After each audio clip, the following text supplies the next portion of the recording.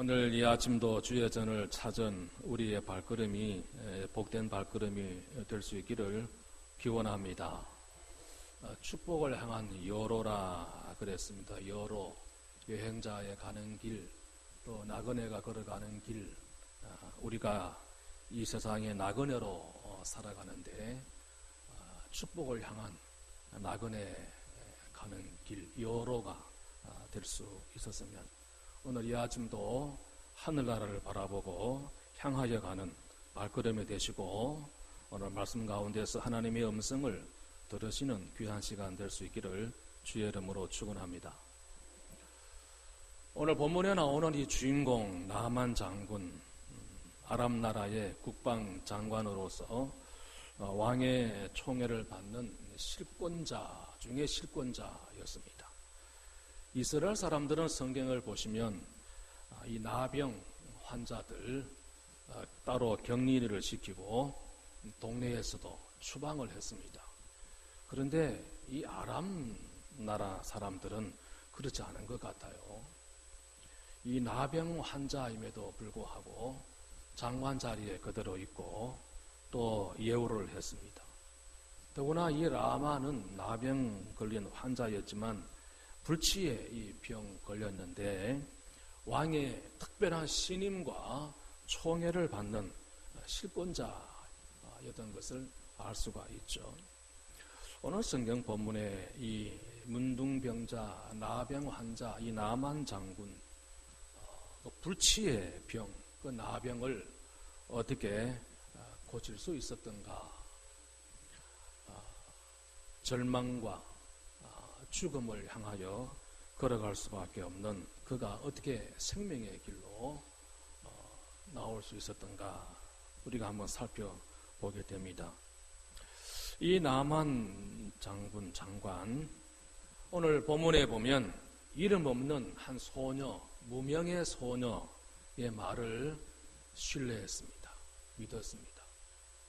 오늘 3절 4절 말씀 보시면 소녀 하나가 나만의 부인에게 와서 말합니다. 우리 주인께서 저 사마리아에 계시는 선지자 앞에 계셨으면 참 좋겠습니다. 왜냐하면 그는 나병도 고칠 수 있습니다. 정말 믿기지 않는 이야기를 한 어린 소녀가 그 나만 장군의 부인에게 일러주었습니다.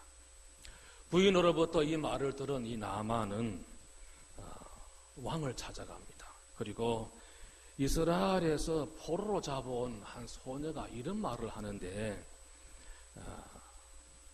가서 한번 치료를 받아봤으면 좋겠다. 그런 의미죠. 이 나만 장관이 말이죠. 이 소녀의, 이름 없는 소녀의 말을 듣고 신뢰하기에는 참 어려운 조건이 몇 가지 있습니다. 첫째는 철없는 소녀예요. 나이가 몇 살이나 됐을는지 알 수 없지만 철없는 한 어린 소녀의 어린아이의 말입니다. 철없는 소녀 어린애의 말을 한 나라의 장관이 듣고 그렇게 쉽게 움직인다고 하는 게 참 쉽지 않은 일이거든요. 더구나 그는 힘이 없는 포로, 종으로 이스라엘에서 잡혀온 소녀입니다. 능력이 없는 포로였습니다. 종이었다 이 말이죠. 그리고 세 번째는 그 아이의 말에 증거가 없습니다. 본 일이 없고 증거가 없기 때문에 이 나만 장관이 이 소녀의 말을 듣고 신뢰하기에는 참 어려운 것이죠. 요즘 우리가 전도해보면 그러잖아요. 증거를 요구합니다. 하나님이 어디 계시냐 보여달라. 그럼 믿겠다. 이런 경우들을 보게 되는데 이 나만의 경우는 그런 것이 전혀 보이지 않습니다. 철없는 하녀의 말이었지만 힘이 없는 포로로 끌려온 소녀의 말이었지만 아무 증거가 없지만 이 엘리사 선지자를 찾아가기 위해서 왕의 허락을 요청했던 것입니다. 여러분, 우리가 살아가다 보면 어떤 문제를 당할 때가 많이 있습니다. 그 문제를 해결하거나 주님의 능력을 힘입어서 뭘 고침받기를 원한다고 하면 성경에 나오는 여러 사람들을 볼 수 있는데, 누가복음 8장에 나오는 12해를 혈류증으로 앓던 한 여인을 한번 생각해 봅니다. 그 여인과 같은 믿음을 가져야 될 것입니다. 생각해 보면 12년 동안 온갖 노력을 다 기울였습니다. 고치지 못했던 그 자신의 병을 예수님을 만나고 예수님의 옷자락만 만져도 낫겠다, 이런 믿음, 그 확신을 갖게 되었다라고 하는 것은 참 놀라운 일이죠. 사람에게 수도 없이 쏘갔습니다. 그리고 이 약 저 약 먹어보라 해서 이 약 저 약 먹어보았지만 쏘갔습니다. 자신의 신념에도 속아서 알기를 12년 되풀이했던 경험을 가지고 있습니다. 더 이상 이제 다른 방법이 없다고 단념할 만합니다. 그런데 누가복음 8장 48절을 보면 이 여인이 예수님께로 나와서 예수님의 옷자락을 만지잖아요. 주님께서 하신 말씀이 따라 너 믿음이 너를 구원하였으니 그랬습니다. 너 믿음이 너를 구원하였으니. 마태복음 8장의 13절 이하 보면 백부장이 나오죠. 그 백부장의 믿음을 주님께서 귀하게 보시고 그 백부장에게도 말씀하시기를 내 믿음대로 될지어다, 그렇게 말씀하신 것을 볼 수 있습니다.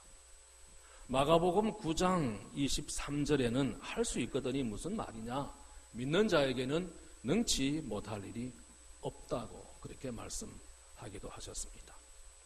이 12년 동안 혈류증 같은 여인이 예수님의 겉옷을 만졌는데요, 예수님의 겉옷이 중요한 것이 아닙니다. 우리는 예수님의 겉옷에 초점을 맞추어서는 안 됩니다. 예수님의 겉옷이나 우리가 입고 있는 겉옷이나 다를 바가 없어요. 어쩌면 여러분들이 입고 있는 겉옷보다는 훨씬 못합니다. 질감도 그렇고 여러 가지 부분에 있어서. 그러니까 예수님의 겉옷이 중요한 것이 아니라 겉옷만 만져도 낫겠다라고 하는 믿음이 중요한 것입니다. 그래서 우리는 그 여인의 믿음 속에서 여인의 그 간절함과 또 사모함과 여인의 그 확신을 발견할 수가 있는 것이죠. 그래서 이 여인은 예수님의 옷자락에 손을 대죠. 누가복음 8장 44절에 기록하기를 예수의 뒤로 와서 그 옷가에 손을 대었다. 혈류증이 즉시 그쳤다. 성경은 기록하고 있습니다. 혈류증 환자가 다른 사람에게 손을 대는 것은 율법이 금지하고 있습니다. 그러나 여인은 그것들이 문제가 아니었습니다. 사느냐 죽느냐, 고침을 받느냐 받지 못하느냐, 이게 중요했기 때문에 뒤로 와서 옷자락을 만진 것입니다. 이 여인의 믿음이 결단으로 발전한 것이죠. 오늘 우리 다 믿음 가지고 있습니다. 우리의 믿음이 결단으로 발전이 되어질 수 있기를 축원합니다. 행동 없는 믿음은 바퀴 없는 자동차와 같은 것입니다. 이 여인은 자신의 신분상 떳떳이 예수님 앞에 나왔어서 예수님의 손을 잡을 처지가 아니었기 때문에 뒤로 가서 옷자락을 만졌습니다. 우리 마음속에 믿음이 일어나면 행동으로 옮겨야 될 것입니다. 요한복음 9장에 보면 주님께서 소경을 고치신 이야기가 있습니다. 땅에 침을 뱉으시고 흙을 이겨서 눈에 발라주시면서 실로암에 가서 씻으라 하셨을 때 그 소경이 가서 씻고 밝은 눈으로 왔다. 요한복음 9장 7절은 그렇게 말씀하고 있습니다. 나만도 즉시 행동했습니다. 두 번째 우리가 이 나만의 모습에서 찾아볼 수 있는 것은 즉시 행동했다는 것입니다. 한 소녀의 말을, 철없는 한 소녀의 말을 신뢰도 했지만 즉시 행동으로 옮겼던 것을 볼 수 있죠. 오늘 본문 5절을 보시죠. 5절을 보시면 나만이 곧 떠날 때 그랬습니다. 곧 떠났다 그랬습니다. 즉시. 아무리 위대한 복음을 들어도 그것을 행동화하지 않으면 의미가 없는 것입니다. 말씀 듣고 말씀 들은 대로 행동으로 옮기지 않으면 그 복음은 의미가 없다는 것이죠. 그런 의미에서 볼 때 이 기독교 윤리는 실천 윤리라고 말씀드릴 수가 있습니다.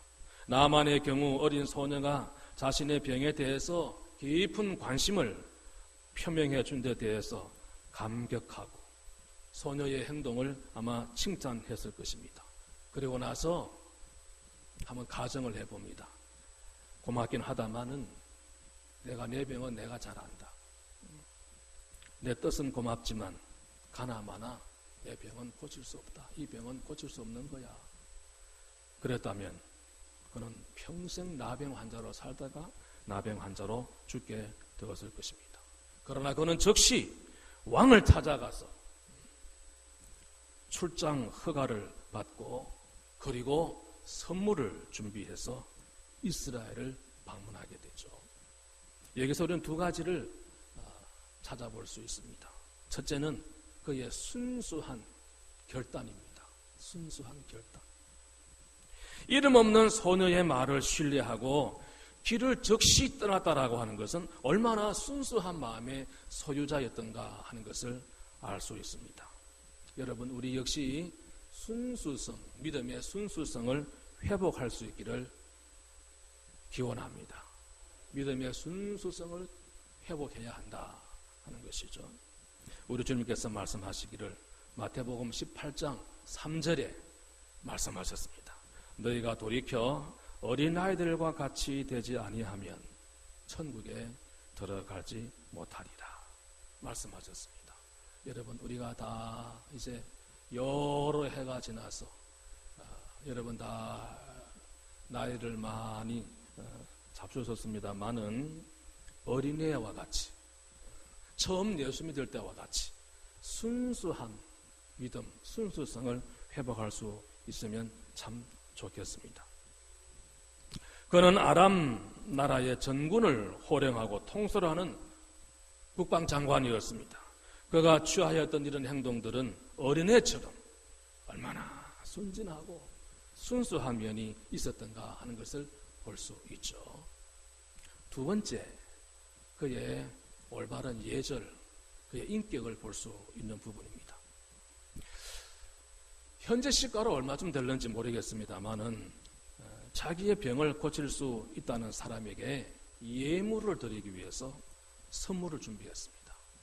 은 10달란트, 금 6,000개, 의복 10벌, 시가로 얼마나 될는지 모르겠습니다. 성경을 해석하는 칼 틸리라고 하는 구약 성경 해석학자는 매우 고가의 선물이었을 것이다, 이렇게 해석을 하고 있습니다. 우리가 올바른 예절을 지키며 산다고 하는 것이 그 사람이 인격적으로 성숙한 사람이 되었다 하는 것을 보여주는 부분이죠. 대개 은혜를 입고 사랑을 받고 신세를 졌어도 감사를 잊어버리고 살 때가 있습니다. 그러나 이 나아만은 한 나라의 국방을 책임진 실권자이면서도 자기가 앞으로 받게 될 그 은혜에 미리 감사하기 위해서, 그리고 그 선물을 받아야 될 유명하다는 그 선지자가, 그 의사가 누구인지조차 모르는 상태에서 엄청난 예물을 준비했다라고 하는 것은 참 쉽지 않은 일이고 아름다운 일이다 할 수 있을 것입니다.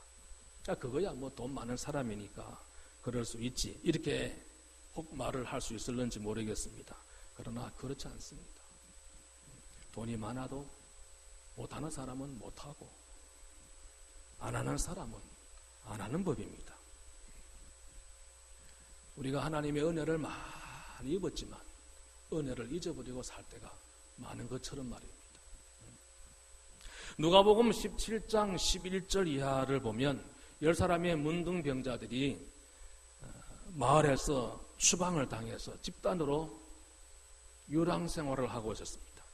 주님을 만났습니다. 주님께서 말씀하시기를 제사장들에게 가서 너희 몸을 보이고 건강해진 모습을 보여라 이렇게 말씀하시고 돌려보냈습니다. 10사람의 문둥병자들이 제사장에게로 가는 도중에 몸이 깨끗이 낫게 되었습니다. 그런데 주님께 다시 돌아와서 감사한 사람은 한 사람밖에 없었다고 하는 것이 오늘 성경에 기록되어 있는 사실이지 않습니까?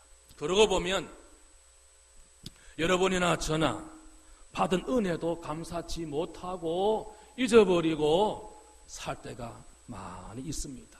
그런데 이 나아만은 아직 받지도 못한 그 사람, 아직 체험하지도 못한 그 은혜,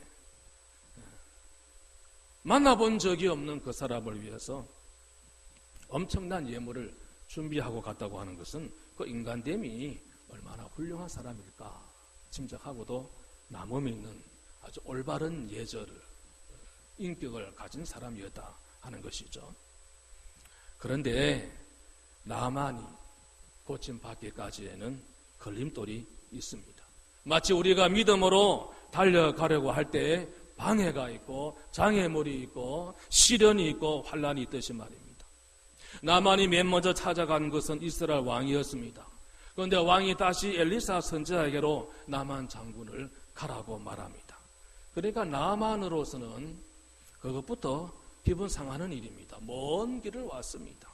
강대국의 이 아람의 한 장관이 왔다면 제대로 예우를 한다고 하면 아마 요즘 같으면 영빈관에 모셔다 놓고 의사가 찾아가서 치료해 주는 것이 아마 예의일지 모르겠습니다. 그런데 의사에게로 찾아가라는 것이었으니까 별로 기분이 좋을 리가 없는 거죠. 그렇지만 내친 걸음이기 때문에 엘리사라는 선지자를 또 찾아갔습니다.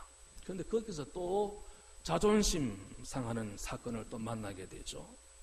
나만의 내방을 받은 이 엘리사의 말은 요단강으로 가서 7번 그 물에 몸을 잠그라, 씻어라. 그러면 살이 깨끗하게 될 것이다. 그것도 엘리사 선지자가 나와서 직접 인사하고 말한 것이 아니고 종을 보내서 그 종을 통해서 그 말을 간접적으로 듣게 된 것입니다. 아마 나만이 아니라 누구라도 아마 자존심 상할 수 있고 기분 상할 수 있습니다.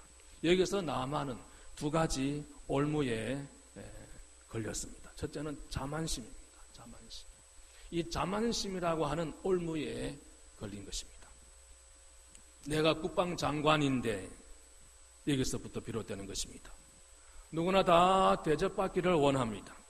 그러나 우리가 하나님의 대접을 받는 방법과 세상에서 사람들로부터 받는 대접 사이에는 차이가 있다는 것을 우리는 기억을 해야 하겠습니다. 세상에서 대접받는 것은 지위가 높다든지 돈이 아주 많다든지 뭐 대단한 권력을 가지고 있다든지 유명한 사람이다 이런 조건이 있으면 대접받고 환영받게 될 것입니다. 그러나 하나님의 대접을 받는 것은 먼저 내가 낮아지고 깨지고 그리고 나를 죽이고 그러고 나서 새 사람이 되었을 때 하나님께서 비로소 나를 대접해 주신다는 것입니다. 우리 그러한 믿음의 자리에 이를 수 있도록 함께 기도하고 노력할 수 있기를 바랍니다.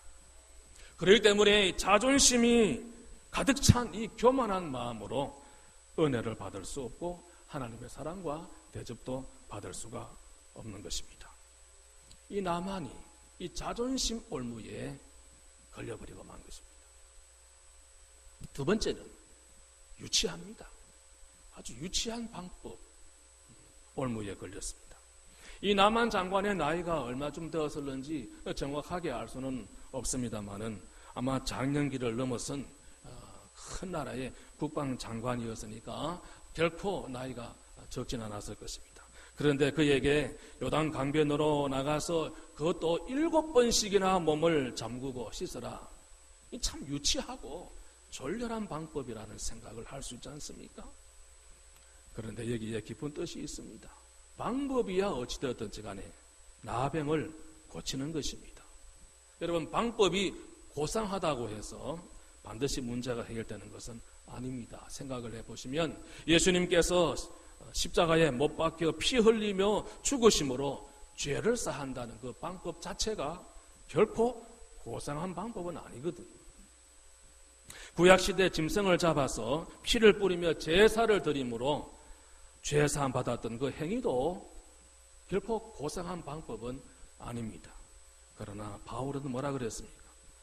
고린도전서 1장 18절 말씀, 우리 저 앞에 화면에 있는 성경 구절 우리 한번 같이 한 목소리로 읽겠습니다. 십자가의 도가 멸망하는 자들에게는 미련한 것이요 구원을 받는 우리에게는 하나님의 능력이라. 믿으십니까? 하나님의 능력이라 그랬습니다. 세상 사람들이 미련한 방법이라고 보았던 십자가 사건이 구원 얻은 그리스도인들에게는 하나님의 능력이었다는 것입니다. 이 나만이 이 두 가지 올무에 걸렸습니다. 자존심, 그리고 아주 유치하고 졸렬한 방법으로 치유받으라고 하는 그 올무에 걸렸죠. 근데 나만이 훌륭한 면이 또 보입니다. 나만의 훌륭함은 한순간 그런 생각이 들었지만 그의 자존심을 포기합니다. 유치한 방법이라고 생각은 했지만 거기에 얽매이지 않습니다. 갈등을 극복을 해냅니다. 우리가 신앙생활을 하는 가운데 많은 갈등이 있습니다. 여러분, 갈등이 많이 일어날 때가 있죠. 번민, 때로는 회의에 빠지기도 하고 그러다가 좌절하고 절망하고 깊은 나락으로 떨어질 때가 있습니다. 여러분, 얽매이지 말고 이 갈등과 번민과 회의감, 이런 여러 가지 것들 가운데서 그걸 극복하고 이겨낼 수 있는 저와 여러분, 우리 모두 될 수 있기를 축원합니다. 이 나만을 보십시오. 그랬지만 다시 수행원들의 말을 신뢰합니다. 그가 흥분해서 아람 나라의 강들의 이름을 덜먹거리면서 마차를 몰고 왔던 길을 되돌아가려고 했을 때 13절 말씀에 보면 그 신하들이 뭐라 그럽니까? 신하들이 내 아버지여 선지자가 당신을 명하여 큰 일을 행하라 하였다면 행치 아니하였겠습니까? 나병을 고칠 수만 있으면, 이 문둥병을 고칠 수 있는 일이라고 하면 이보다 더 큰 일을 해라 해서도 하지 않았겠습니까? 하물며 이러기를 씻어 깨끗하라 함 아닙니까? 강에 가서 7번 몸 씻어라, 그것 정도 못할 것이 뭐 있겠느냐 이 말이죠. 병을 고친다는데 함께 흥분하지 않고 충동질하지 않았던 훌륭한 신하들의 모습을 보게 되는 거죠. 여러분, 우리는 쉽게 흥분합니다. 쉽게 흥분하고 동조하고 그럴 때가 얼마나 많이 있는지 모릅니다. 비록 하녀와 그리고 종들의 권면이었지만 그 말을 신뢰하고 따라준 이 나만의 훌륭한 인격을 우리는 오늘 본문에서 발견할 수 있습니다. 그러고 보면 그는 비록 나병 환자였지만 고침받을 만한 믿음이 있었다 하는 것이죠. 먼 나라에서 이스라엘까지 온 그 요로가 이제 결국 어떻게 됩니까? 결과는 축복이었습니다. 오늘 교회를 찾아오신 하나님 아버지를 만나고자 찾아오신 여러분들의 요로가 복된 요로, 복된 길 될 수 있기를 소원합니다. 이제 성전을 나서실 때, 그리고 또 한 주간 살아갈 때 우리가 나그네로서 이 땅을 마치 여행하듯이 살다가 하나님께서 부르시면 본향으로 가게 될 터인데, 우리가 걸어가는 이 요로가 축복의 요로가 될 수 있기를 바랍니다. 오늘 고침받은 이 나만 장군의 믿음을 우리 모두 다 소유할 수 있기를 원합니다. 14절 말씀을 보시죠. 거기 보면 나만이 이에 내려가서 하나님의 사람의 말씀대로 요단강에 7번 몸을 잠그니 그 살이 어린아이의 살같이 회복되고 깨끗하게 되었더라. 그의 축복으로 향한 여로의 광명이 비친 것입니다. 자, 여기서 우리는 14절을 말씀에서 두 가지를 주목해야 됩니다. 첫째는 말씀대로 하는 것입니다. 말씀대로. 명령대로 순종했다는 뜻입니다. 순종이 없는 믿음은 믿음이 아니라고 했습니다.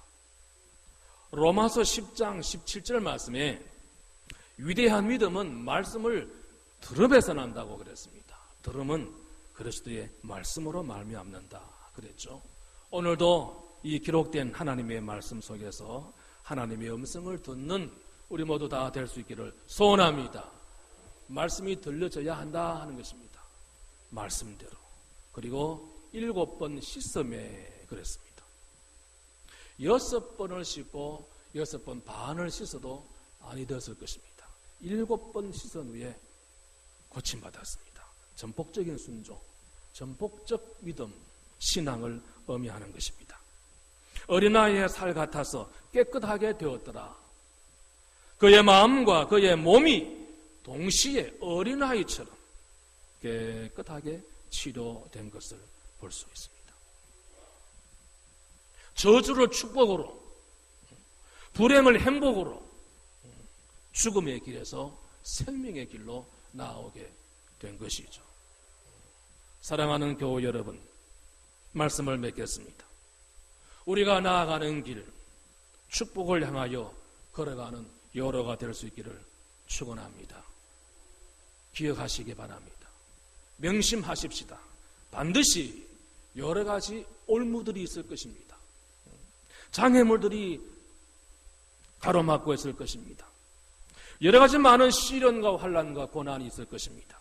그러나 그것들을 다 극복을 하고 믿음으로 순종하고 감사함으로 전진한다면 우리 가는 길은 결코 저주의 실패의 길이 아니라 불행으로 가는 길이 아니라 축복으로 향한 여로가 될 줄로 믿습니다. 죽음의 길이 아니라 생명의 길로 나아가게 되는 것입니다.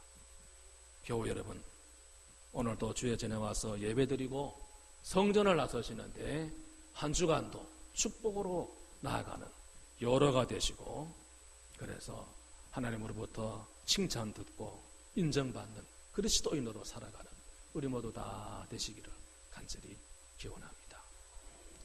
우리 찬송가 359장 찬송 말씀을 생각하시면서 359장 찬송 부르시고 마지막 절 부르실 때 우리 봉헌하시도록 하겠습니다.